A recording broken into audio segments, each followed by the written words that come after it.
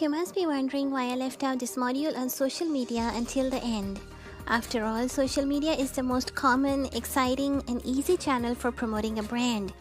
So it should be the priority when we talk about SEO as well, right? Well, the answer is in the question itself.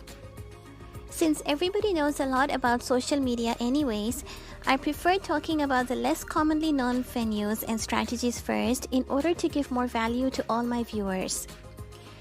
Now, when it comes to using social media for business, the first and foremost platform is still Facebook.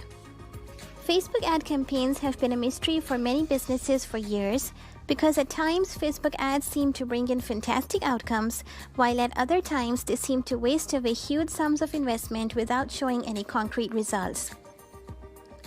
If you want to get an in-depth insight on creating successful Facebook ad campaigns, you can look into a course that's designed specifically for that. In this course, however, I want to mention a specific technique to use Facebook ads for generating leads, which is much more cost-effective than merely paying to Facebook for getting likes and followers on your Facebook page.